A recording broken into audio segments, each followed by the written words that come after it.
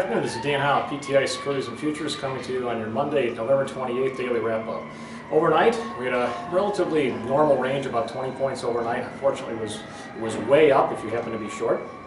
Asia was way up, and Europe was also way up. Our fundamental news really there wasn't much. It was some housing news that came in slightly better than expected. No real earnings news, so the story of the day really actually happened yesterday afternoon, and it was an Italian newspaper that actually said that the IMF was preparing a large-scale effort to buy Italian bonds. This is kind of interesting because realistically the ECB has said, their bank president as well as the German Chancellor said the ECB can't do this by treaty, so they've been precluded from doing it in large scale. However, the ECB can lend to the IMF, the Fed can lend to the IMF, and the IMF has no restrictions on buying bonds. So realistically this is a plan that looks like it could work. However, it was denied by the IMF, and as we know, nothing's official till it's been officially denied, and it was. So we don't know going forward.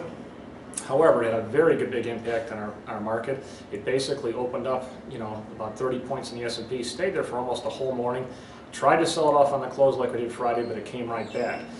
So realistically, this has been very good for our stock market today. However, you would expect that if we're going to be doing large-scale asset purchases, especially of Italian bonds, this would have had a very positive impact on the Italian bonds themselves, therefore lowering the yield. But their yield yesterday only went from 7.25% down to 7.23%. Barely moved the needle. Same thing with our bonds. It's been a flight to safety recently. People running to the dollar and actually buying our bonds. Well, our bonds and our 10-year note really didn't move much today, so there really wasn't much in the way of selling, an increase in yield yesterday. So that's kind of a question mark.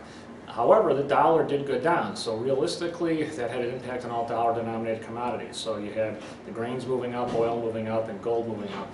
Gold is probably the biggest mover, and the problem with that, and that's probably the opportunity, I guess, with this, is that if they do large-scale asset purchases, this could be creating money similar to our QE2 over in Europe, and that would be inflationary, and would probably see that the most in oil and gold. So gold was probably the strongest, and probably for good reason if this turns out to be true.